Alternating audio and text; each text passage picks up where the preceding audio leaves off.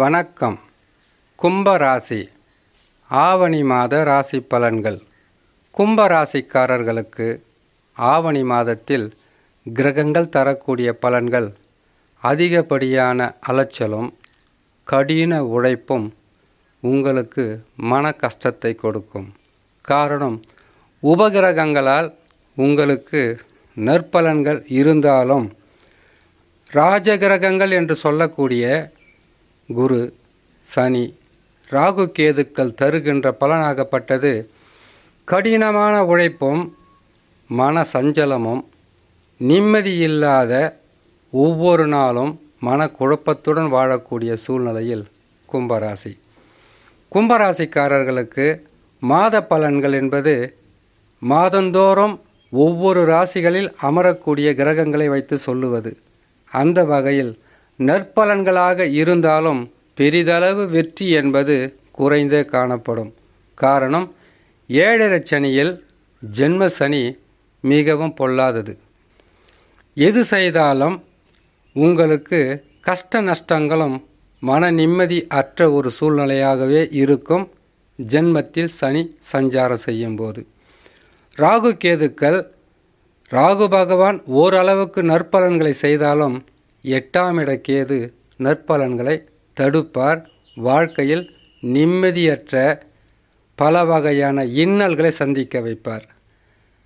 குரு பகவானை பொறுத்தவரையில் 4ஆம் இடத்தில் இருக்கும்போது வீட்டை விட்டு வெளியில் போகிறது, ஊரை விட்டு இன்னொரு ஊருக்கு வேலைக்கு போகிறது, வீட்டில் சின்ன பிரச்சனைகளுக்காக வீட்டை விட்டு வெளியில் போகிறது, இப்படிப்பட்ட இடமாற்றங்களும் மனமாற்றங்களும் அதிகமாக இருந்து கொண்டே இருக்கும்.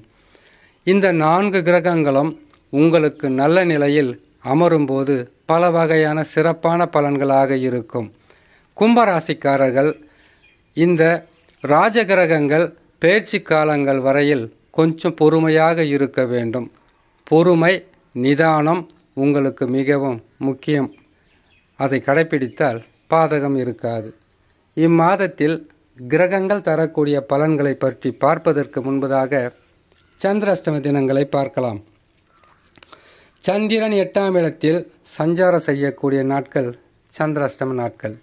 இந்த சந்திராஷ்டம நாட்களில் புதிதாக தொழில் தொடங்கக்கூடாது. யாரிடமாவது கடன் பெறுவது அல்லது கொடுப்பது முற்றிலும் தவிர்க்க வேண்டும். வண்டி வாகனங்களில் மெல்லமாக செல்ல வேண்டும். திடீர் வெளியூர் பிரயாணமாக இருந்தால் 2.25 நாள் தடுத்து அதற்கு பிறகு நீங்கள் இயல்பான வாழ்க்கையில் செயல்பட்டால் பாதகம் இருக்காது. சந்திராஷ்டம தினங்களை பார்க்கலாம். 4/9/2024 ஆவணி மாதம் 19ஆம் தேதி புதன்கிழமை பகல் 10:45 கன்னி ராசியில் சந்திர பகவான் சஞ்சாரம் செய்யும்போது சந்திராஷ்டம தினங்கள் ஆரம்பமாகும். சந்திராஷ்டம தினங்களிலிருந்து விடுபடக்கூடிய நாட்களாக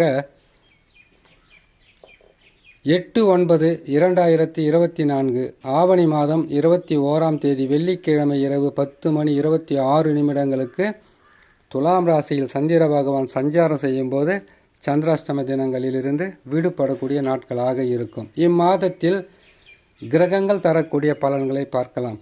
ஜென்ம ராசியில், அதாவது கும்ப ராசியிலேயே சனி பகவான் அமர்ந்து வக்ரம் பெற்று இருப்பதினால் குடும்பத்தில் குழப்பமும், செய்யும் தொழிலில் வருமான குறைவும், எதிரிகளும் உங்களுக்கு எதிர்ப்புகளும் சற்று அதிகமாகத்தான் இருக்கும். பொறுமையாக இருக்க வேண்டும்.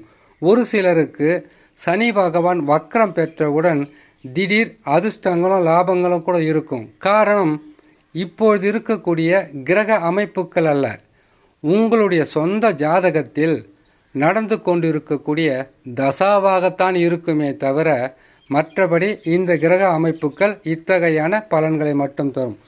2ஆம் இடத்தில் ராகு பகவான் இருப்பது பொருளாதாரத்தில் உயர்வை சந்திப்பதற்குண்டான கடினமான முயற்சியும் அதிகப்படியான உழைப்பும் கட்டாயமாக இருக்கும். குருவுடன் இணைந்து செவ்வாய் பகவான் 4ஆம் ராசியில் இருப்பது உடல் நலத்தில் கவனம் தேவை. உடல் நலம் என்பது எவ்வளவு பணத்தை நாம் சம்பாதிச்சாலும் உடலை காப்பாற்றி வச்சா தான் நாளைக்கு நம்மளால் போராடி வெற்றி பெற முடியும். 4ஆம் இடத்தில் சுகஸ்தானத்தில் இருக்கக்கூடிய குரு பகவான் உடலில் வலிமையற்ற மனிதர்களாகவும் செய்கின்ற தொழிலில் பல வகையான பின்னடைவு இருப்பதினால் மனக்கலக்கம், வேதனையும் கஷ்டங்களும் இருக்கும். சற்று பொறுமையாக இருக்க வேண்டும் கும்பராசிக்காரர்கள். அடுத்ததாக புதன் பகவானை பொறுத்த வரையில் உங்களுக்கு 6ஆம் ராசி என்று சொல்லக்கூடிய கடகராசியில் அமர்ந்திருப்பது பொருளாதாரம் என்பது சற்று உயர்வை சந்தித்தாலும் வரவை விட செலவு அதிகமாகவே இருக்கும். சூரியன் சுக்கிரன் இணைந்து சூரிய பகவான் ஆட்சி பலத்துடன் 7ஆம் இடத்தில் இருப்பதினால் உங்களுடைய உறவு, இரத்த பந்தம், சொந்த பந்தம், நண்பர்கள் இவர்கள் வழியில் இம்மாதத்தில் உங்களுக்கு தனலாபமும், அது மட்டும் இல்லாமல் அவர்களுடைய நம்பிக்கையான வாக்குறுதிகளும் மனம் சந்தோஷம் அடையும் அளவிற்கு வழியாக இருக்கும். கேது பகவான் 8ஆம் ராசியில் அமர்ந்திருப்பது அவ்வளவு சிறப்பாக இருக்காது.